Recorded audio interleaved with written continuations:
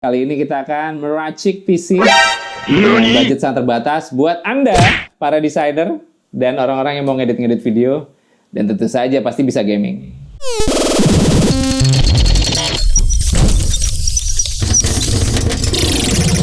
Hey, ketemu lagi di Arutek. Apa bunyinya? Sekilas teknologi yang benar-benar sekilas. Hey.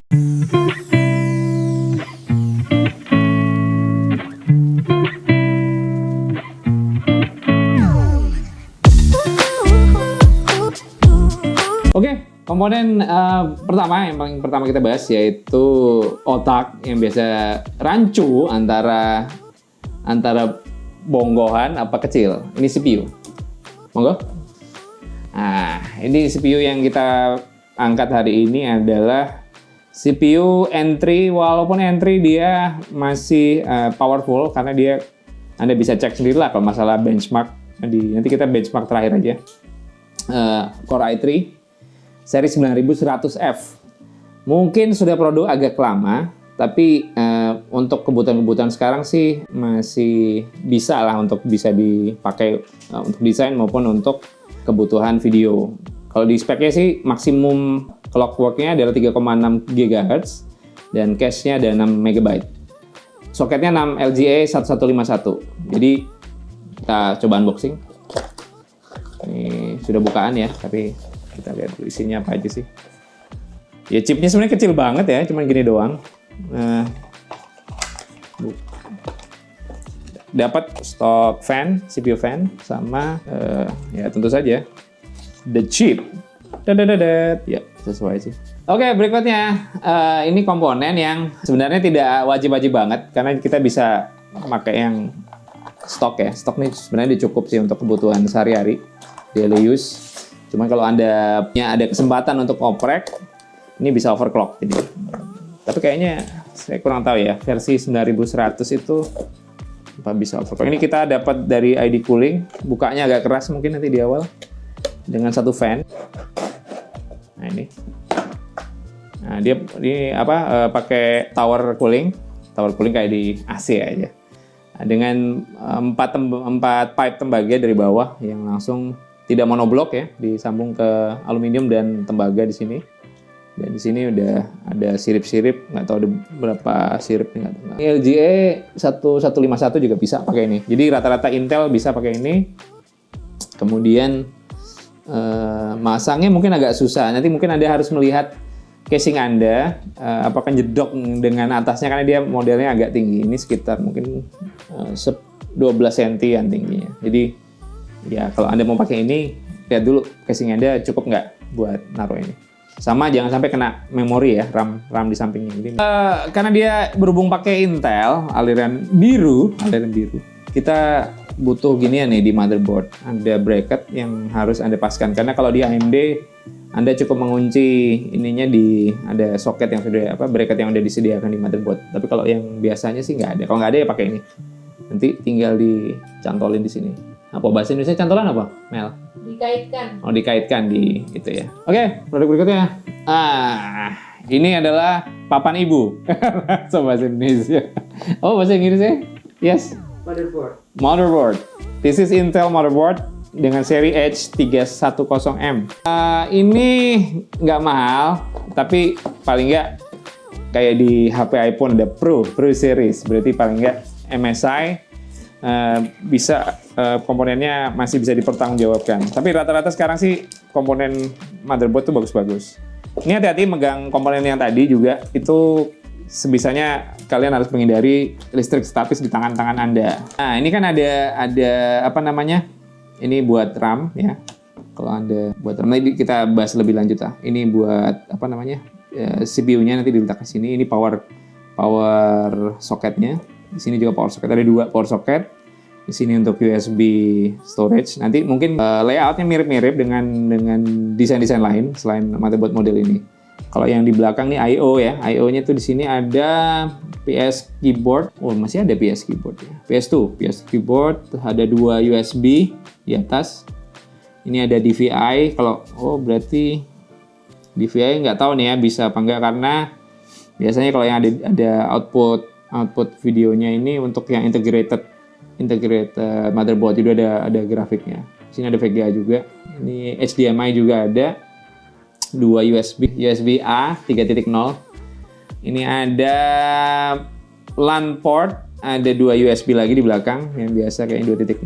Ini ada audio. Kayaknya buat kebutuhan sehari-hari masih cukup. Di sini juga si chipsetnya ada heatsinknya juga. Oke lah, warnanya keren, hitam. Jadi kalau Anda yang suka blacky, di dalam boxnya motherboard ada kabel-kabel nih, ada SATA-nya 2. Terus ini covernya, backplate-nya belakang. Thank you. This product was made with great passion. Yeah, I know. Ini stiker kayaknya. Sama driver utilities kalau mau setelah kalian install operating system yang dipakai. Ini ada True Gaming. Oh ya, berarti bisa gaming. Sama kalau kalian butuh bingung-bingung, ada quick start-nya juga ada di sini. Satu lagi adalah modul RAM aka Random Access Memories module. Ini kita pakai punya Ripjos G-Skill. Ini nggak mahal, CL-nya di 19, udah bagus lah udah. Di maksimum frekuensi di 2666. Ini 8 GB. Tapi kalau kalian ingin agak kenceng, ditambahin satu lagi buat double data rate, dual channel. Nah, jadi 2. Kalau Anda ingin dual channel, maka sebisanya sama ya. Jadi kalau nggak sama nggak bisa dual channel. Jadi di sini sama jenisnya. Ini produksi 2021 juga sama. Ini G-Skill. Tinggal plug and play aja. Karena kayaknya nggak ada isi lain selain. Nanti dibuka kita pasang. Oke, produk berikutnya ini RTX ya. Ini kayaknya. Katanya. Oke, ini untuk Anda budget terbatas bisa mencari, kalau Anda ketemu ya, GTX 1650, ini produk dari MSI,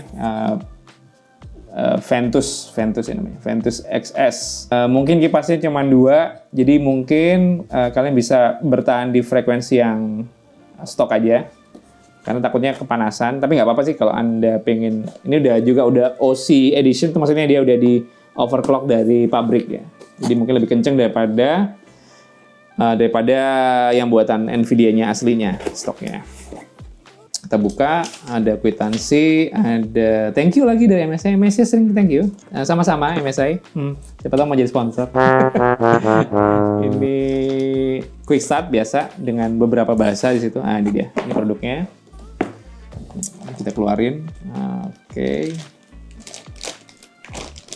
Singkirin dulu. Nah, ini kita lihat di dalamnya ini ada unit yang nggak cukup besar, jadi cukup buat Anda yang ingin membuat build PC-nya yang mini juga bisa pakai seri ini.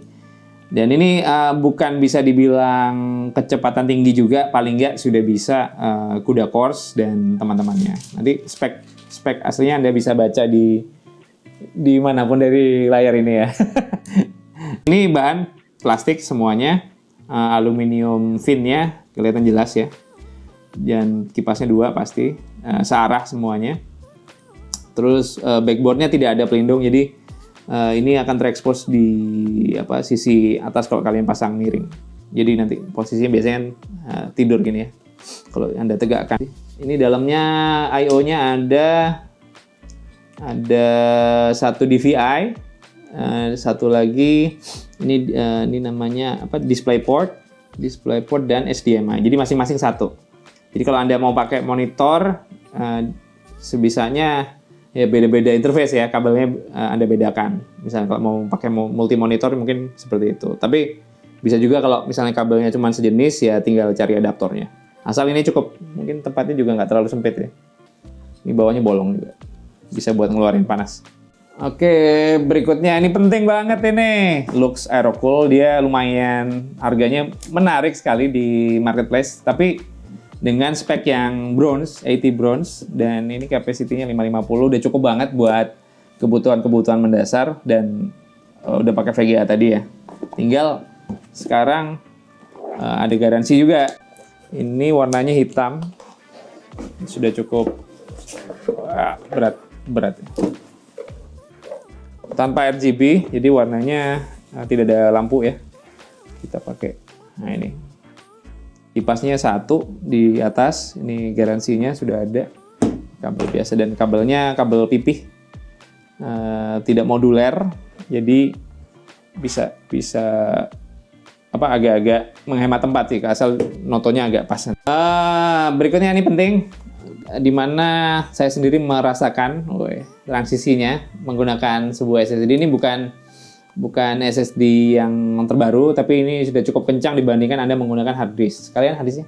Jadi hard disk ini yang misalnya Anda belum tahu, ini hard disk dimana dia pakai piringan solid, piringan yang cukup kelihatan putarannya, benda bergerak. Kalau ini solid state drive, di mana tidak ada komponen bergerak dan ini enteng banget kayak mainan ya. Padahal ini lebih mahal daripada ini. Ini untuk kita gunakan saat ini punya eData yang juga cukup baik lah di mata para pecinta PC modding. Ini interface-nya pakai SATA, jadi kita buka ya. Sudah dibuka sama teman-teman sih kemarin. Oke, nah ini gak ada garansinya juga. Ya, simple sih. Solid state drive punya eData SU650. Yang berikutnya adalah hard drive keluaran Seagate. Ya ini 3,5 inci. Kapasitas 1 terabyte atau 1000 GB kurang lebih. Di sini ya speknya itu aja sih. Kalau yang warna hijau ini untuk yang menghemat daya. Techwear, di sini depannya semuanya black. Ini plastik ya, plastik seri Nexus. Di sini kita lihat ini slot buat PCI Express dan PCI. Ini ada satu fan PC, fan casing untuk ukuran 10 mili. Kemudian ini untuk backplate-nya dari motherboard. Jadi motherboard-nya di atas. Mungkin kalau Anda belum pernah lihat model casing seperti ini, mungkin berbeda posisinya karena power supply di bawah. Kalau yang lama kan power supply di atas, ini jadi di bawah dengan maksud agar dipisah sirkulasi udara antara yang mainboardnya dengan power supply. Ini sudah pakai tempered glass yang bisa dibuka dengan 4 baut tanpa obeng. Nah, jadi cukup praktis di situ. Nah, ini udah dapat dua ya, itu kalau nggak salah ya. 2 apa 3? 2 kipas di dalam. Kalau menurut saya mungkin lebih dengan harga yang sama bisa dapat yang lebih baik di serinya Cube Gaming atau punyanya siapa ya kemarin saya lihat. Jadi mari kita lihat coba, nanti pas kita buka kita tahu. Nah, di depan ini monolith ya, jadi nggak ada. Nah, logonya pun sangat simple. Ada input outputnya juga. Di sini buat powernya. Nah, ini ada indikator untuk daya maupun hard disk, dan ini tombol reset ini nggak ada. Kita reset mau nambahin apa, kalian mungkin bisa buat switch. Ini ada 2 USB biasa dan 1 USB Type 3. USB 3.0. Ini ada buat mic dan speaker. Kalau di sini Anda bisa lihat, di sini ada fin buat masuknya udara. Jadi sebenarnya nggak terlalu gede, tapi lumayan untuk karena mau mengambil ini. Kalau Anda pengen overclock, mungkin ini bukan yang terbaik case ini. Jadi kalau yang Anda suka overclock, ini dibuat lebih perforate. Fan di atas untuk dibuang ke atas, ataupun Anda menggunakan model pendinginan yang menggunakan water cooling, water base. Kita mulai dengan menyiapkan casing di sini dan seperangkat alat obeng. Seperangkat alat salah dong. Ya, ini mungkin overkill ya, jadi jangan dijadikan patokan karena ini saya cuma butuh obengnya doang. Ini mungkin simple aja ya. Semua orang kayaknya bisa melakukannya. Ini copot dulu, yang barang-barang beling-beling ini copot dulu karena akan membahayakan. Usahakan cari tempat yang cukup aman untuk Anda letakkan baut-baut ataupun skrup-skrup yang biar gampang nanti ngerunutnya.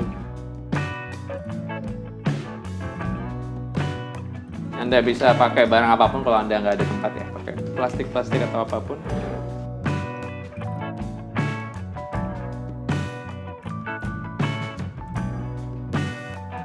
Oke, nah kalau di sini bisa lihat sudah ada include kabel manajemen. Jadi di sisi kiri ini Anda bisa menyembunyikan kabel-kabel tadi. Kenapa? Karena kabel itu lumayan bisa mengurangi flow udara yang ada di casing Anda. Si casing ini sudah mendapatkan sebuah filter saringan debu ya sebelum di casing jadi depan. Lumayan. Ini cukup kecil, jadi ini mungkin tipe kita X juga masuk, saya lupa. Ini jantungnya kita pasang duluan. Lihat tanda panahnya ya, kalau bisa dilihat nih di sini ada tanda panah. Jadi di sini tuh ada cutiannya, mungkin beda dengan AMD ya. Di Intel tuh ada cutiannya di sini. Samain aja. Nah, cutian apa? Saatnya untuk memasang ini. Dengan kita pakai thermal grease ya yang bagus lah ya pasangannya. Tapi nanti setelah kita copot dulu ininya.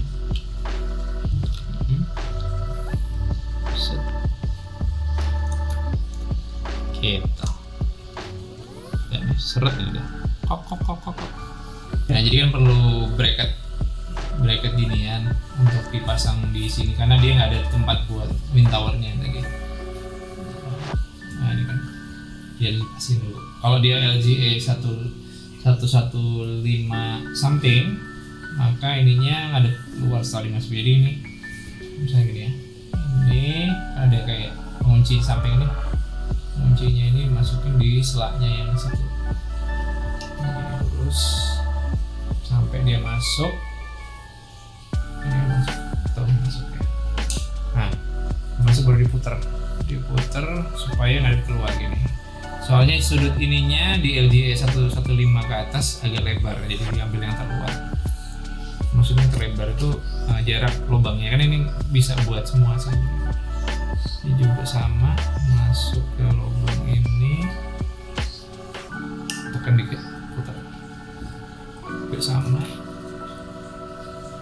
Oke, masuk, pasang lubangnya, tekan, putar bawahnya. Nice, agak maksa dikit. Nah, sip. Ambil yang ini. Ternyata masuk. Sekarang baru dikunci dengan bautnya. Sorry, berjatuhan. Ini lubangnya taruh di luar, ditekan sampai bunyi cetok. Oke, keretak. Gue cetok, keretak. Ini sampai. Oke, masuk. Cipinya diambil lagi.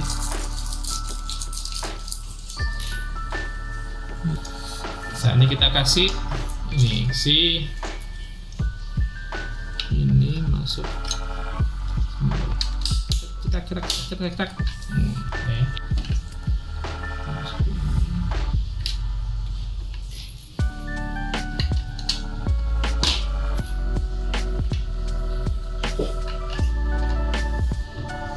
Oke.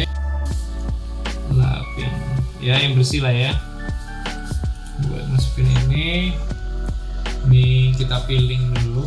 Ininya dia warning, ya, saya lupa nih kadang-kadang. Coba dulu. Nah, kalau ada alkohol kasih alkohol nggak apa-apa, tapi kayaknya nggak usah karena masih bersih. Kalau yang biasanya buat nyopot ulang pasang ya pakai ini. Nanti pasangnya gini. Cari posisi di mana angin arah pembuangan dan pemasukan. Nah, biasanya gini. Ini mukanya casing, ini belakang. Sedot, ini dorong dalam.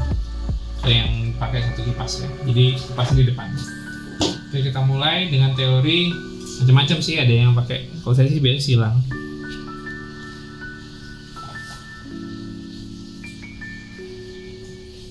Nggak usah banyak-banyak.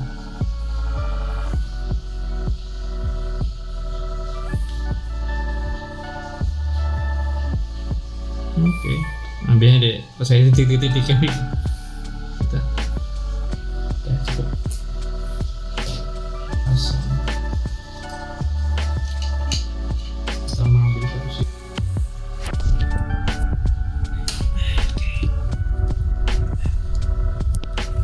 Sudah mengunci.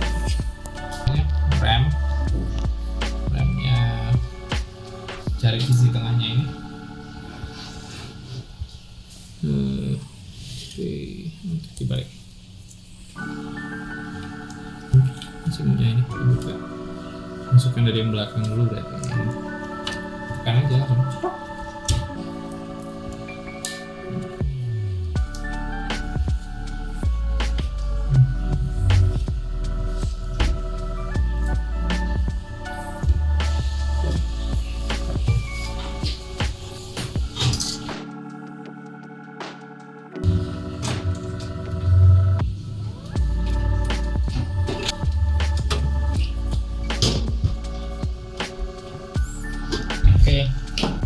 Oke, ini penting nih powernya fan sama sensor ya, sensor fan. Masukin ke CPU fan di sini nih. CPU fan di satu ini. Yang cari yang ada slot kayu. Kalau mau aman nih baca itunya ya. Oke, masuk. Ini posisikan kipasnya di bawah. Karena ini ada ventilasi di bawah.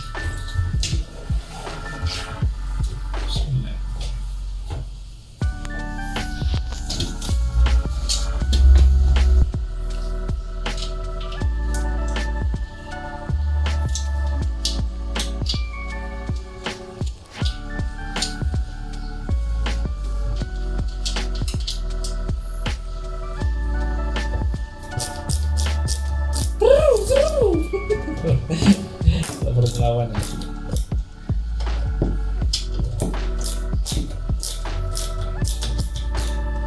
Oke. Cacang berapa pin ini? Fuyoji.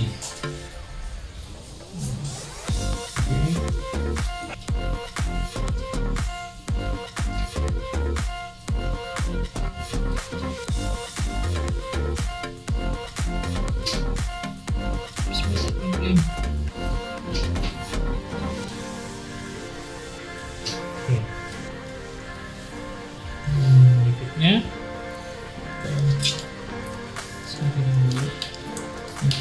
USB Type-C.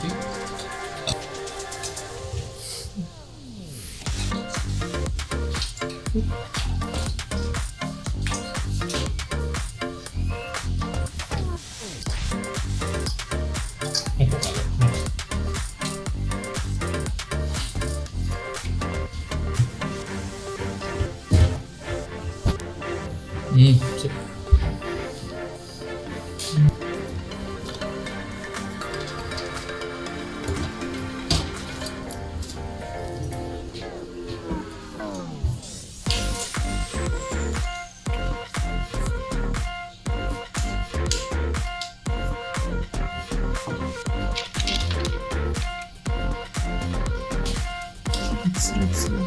Berapa giga ya udah?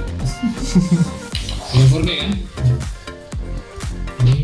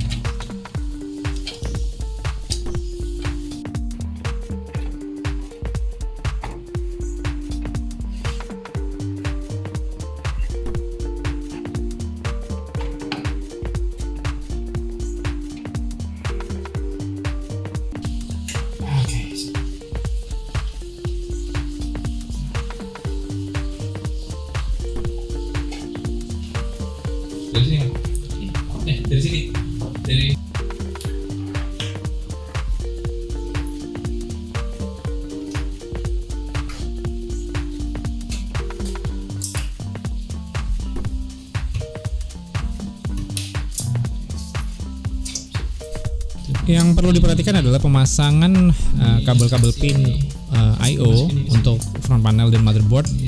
Lebih baik untuk melihat manual yang disediakan oleh motherboard. Jadi pada MSI yang kita pakai kali ini, seperti pada umumnya motherboard, paling kiri adalah untuk audio konektor, yaitu kabel jack yang ada di front panel, dan di paling kanan adalah switch untuk power dan indikator-indikator yang ada di front panel juga. Yang bagian tengah, pin-pin yang ada di tengah untuk USB Type 3 yang bisa dicolok juga di depan. Nah, ini dia nih yang perlu kita telateni atau kita runuti satu-satu, di mana kabel itu sebisanya tidak semerawut. Jadi kita pakai kabel ties, dan bagian-bagian yang berseberangan kita kelompok-kelompokkan saja, jadi lebih pipih karena akan kesulitan jika terlalu gemuk jika ditutup dengan panel samping casing.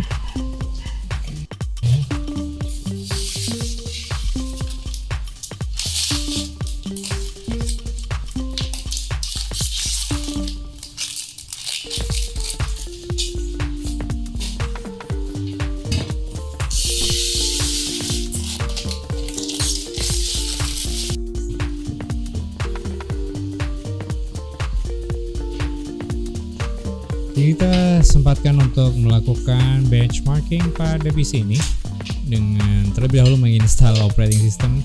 Yang kita pakai waktu itu adalah Windows 10 dengan single core yang cukup lumayan, terutama pada multi core yang hanya 4 kita bisa melihat tidak terlalu signifikan karena core-nya cuma sedikit, dan CUDA core bisa kita hasilkan dari penggunaan GTX dari Nvidia GPU yang kita pakai. Di Cinebench juga cukup baik. Mungkin kita tidak sampai menggunakan stress test, di mana testing dilakukan berkali-kali sehingga mengetahui pada perbedaan suhu yang terjadi kegiatan gaming. Kita menggunakan ini Giant Heaven 4.0, di mana di sini FPS yang bisa dicapai rata-rata adalah 49,7. Ya, tidak terlalu sangar, tapi juga cukup baik untuk di atas 30 frame per second. Oke, terima kasih sudah menunggu kami selama beberapa jam yang kita percepat pasti di video Anda.